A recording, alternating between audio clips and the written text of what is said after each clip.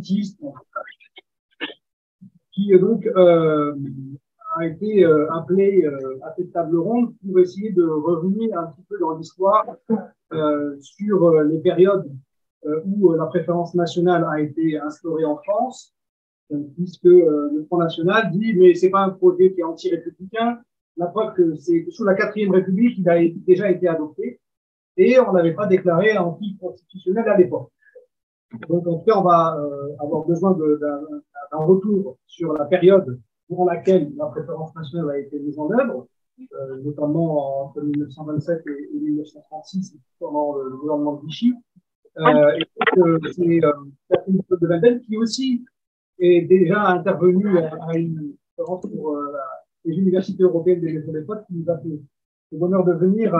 en présentiel aujourd'hui intervenir. Et donc si Catherine, tu peux prendre le micro qui est en face de toi, en fait il n'est pas très puissant, mais apparemment il nous entend si on parle fort et son micro. Merci beaucoup de m'inviter autour de cette réflexion continue à l'occasion de la lutte contre les discriminations. Et donc, j'ai essayé de, je suis pas historienne, j'ai bien rectifié, mais je viens de faire un livre qui s'appelle Figure de l'autre, et qui finalement balaye aussi toute une série de périodes historiques où le thème de l'étranger comme autre est très présent. Alors, tout d'abord, il ne faut pas oublier qu'effectivement, le pic de cette haine de l'étranger dans l'histoire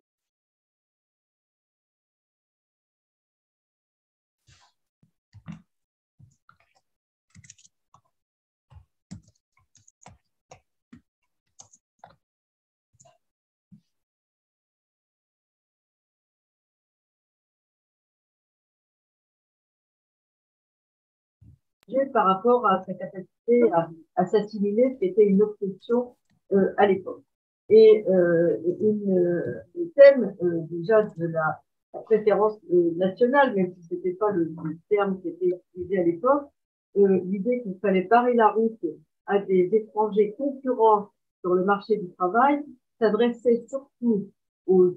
juifs étrangers qui étaient vus comme des concurrents d'élite sur le marché du travail, notamment des médecins. Il y avait des manifestations à la faculté de médecine de Paris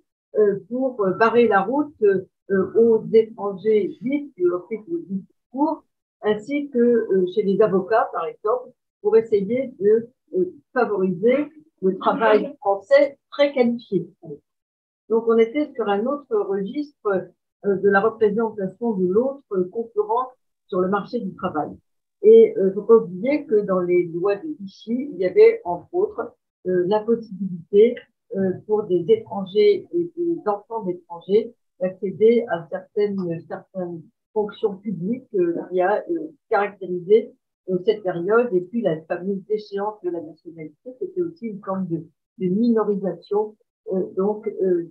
celui qui était d'origine étrangère, même s'il avait été français. Donc, il y a un vieux relent, je veux dire, de ce thème-là que l'on retrouve dans le Front National. Ça subsiste effectivement sous la 4e République. Il y a des emplois fermés aux étrangers, notamment les fameux statuts de la fonction publique, y compris dans des secteurs où il n'y avait pas d'exercice de la souveraineté de l'État, puisqu'aujourd'hui, pour certains métiers, comme on est magistrat et quelques autres métiers d'autorité, on ne peut pas, si on n'est pas français, dans la fonction publique, remplir ces fonctions. C'était un peu ouvert avec l'Europe, mais ceci dit, il subsiste pour les Européens, à l'encontre des étrangers non européens, encore aujourd'hui depuis 1994, qu'on appelle la préférence européenne à l'emploi. Et si un non-européen est candidat sur le marché du travail, il ne peut y accéder que si le patron trouve que dans la région, il n'y a pas de concurrents français ou européens, et dans ce cas-là, il pourra accéder au marché du travail qui est déjà en situation régulière sur le territoire français. Encore des relents de classification ethnicisante entre Européens et non-Européens sous couvert de la citoyenneté européenne et de l'égalité des droits des Européens. Il reste encore aujourd'hui à peu près plus d'un millier d'emplois qui sont réservés aux Français, c'est pas l'idée, donc c'est une forme de discrimination qui a déjà été étudiés dans des groupes divers de lutte contre les discriminations, des groupes à l'initiative des pouvoirs publics depuis les années 2000, puisqu'on a une directive européenne de 2000 contre les discriminations qui doit être automatiquement suivie de loi dans les pays européens. On a 2 lois en France, 2001, 2002, contre les discriminations, qui d'ailleurs surtout visent le fameux plafond de verre, comme on dit, c'est-à-dire la discrimination raciale, ethnique, contre des gens qui seraient français aussi, mais d'origine étrangère, visibles, comme on dit, et bien sûr étrangers. Ensuite, il y a toute une série de pratiques discriminatoires. Il n'y a pas seulement une série d'histoires, de législation, mais aussi des pratiques discriminatoires que moi j'ai pu constater dans ces enquêtes, notamment des enquêtes sur les pratiques policières. C'était à la Commission nationale de déontologie de la sécurité pendant 6 ans, l'enquête des défenseurs des droits, et une grande partie des pratiques policières visent des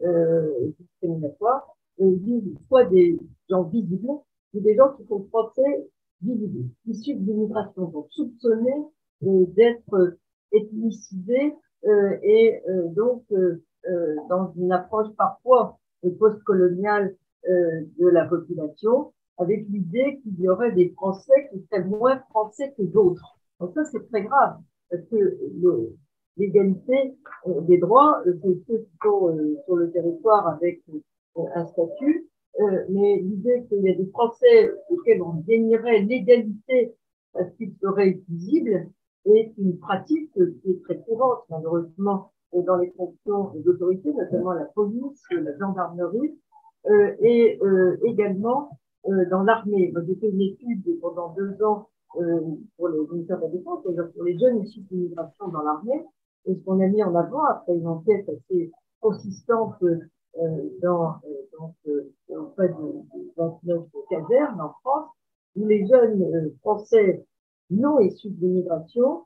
ont un regard sur les Français issus de l'immigration qui est un regard à la fois néocolonial et l'idée qu'ils sont un peu déclassés de se retrouver à égalité avec ces jeunes issus de l'immigration, même si les parents ont fait finalement ont payé l'impôt du sang parce que beaucoup sont issus d'anciens militaires qui ont combattu pour la France pendant la Première ou la Deuxième Guerre mondiale. Donc là, il y avait un vrai problème et il y avait une jeune femme gradée, d'ailleurs, issue d'immigration, qui nous disait, en parlant de son encadrement, ils ont refait un progrès quand ils auront compris qu'on est français. Donc, la pratique dans les institutions d'autorité est suffisante. Et cette idée de la préférence nationale, elle repose sur une idée aujourd'hui fausse et démontrée que sur le marché du travail, il y aurait une concurrence entre les Français et les étrangers. Donc, ce qui a été démontré comme faux. Aujourd'hui, on a des pénuries de main-d'œuvre dans toute une série de secteurs. C'est un des thèmes les plus vieux du regard sur l'autre qui a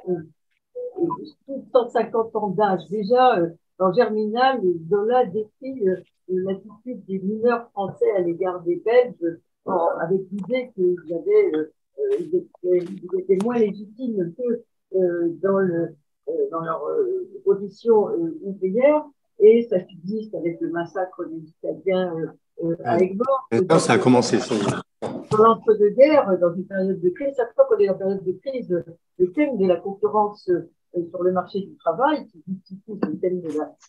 préférence nationale dans l'esprit de l'extrême droite, est très, très, très présent. Hein. Et on le voit réapparaître avec Jean-Marie Le Pen en 1983, qui dit 1 million de chômeurs, 1 million d'étrangers. À l'époque, en France, vous voyez l'équation, etc. Alors qu'il n'y a aucune concurrence en réalité, parce qu'ils ne sont pas sur les mêmes secteurs d'activité dans un marché du travail qui est extrêmement segmenté. Donc, c'est une idée fausse, mais qui a beaucoup de succès, je veux dire, dans la population. Et pour ajouter cela, dans les régions de chômage,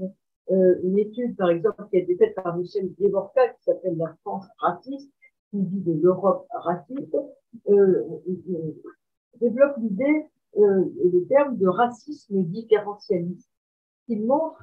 c'est que dans ces régions qui sont tentées par le vote de l'extrême droite, du nord de la France, il a enquêté, des gens qui ont tout perdu, ils ont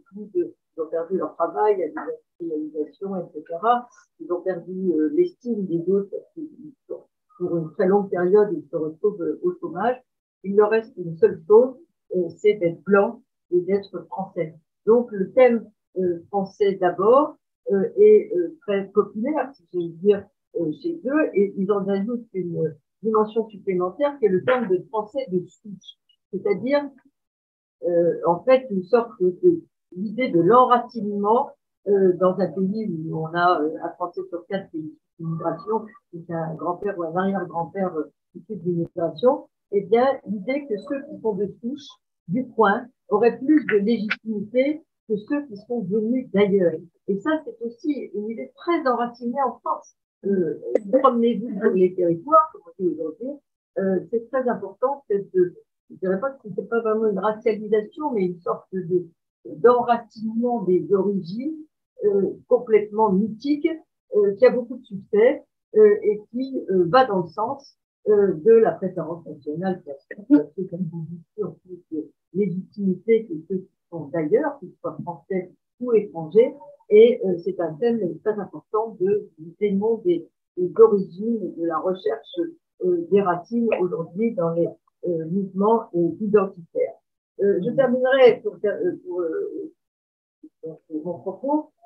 en disant que beaucoup d'autres travaux, bien sûr, de mes collègues, de Français comme les autres, par exemple, un livre qui a été fait par Français de littéral, de Vincent Figuery, insiste sur le fait que beaucoup de jeunes, et des enfants, pour la plupart, et dans les travaux de nos étudiants, Français comme les autres, donc nous, on a peut-être aussi d'immigration, peut-être que c'est comme musulmane, mais surtout, on s'est définis comme français, c'était le cas de jeunes issus d'immigration que j'ai rencontrés dans l'armée aussi, et également, donc, il y a toujours l'idée qu'il faut les déstabiliser en leur donnant une certaine illégitimité dans la composition de la population française, en les déstabilisant par l'emploi, préférence nationale, par les prestations sociales, le débat sur l'aide médicale d'État et sur le droit du sol, que l'extrême droite remet souvent en question l'acquisition de la nationalité française par le droit du sol. Merci beaucoup. Oui.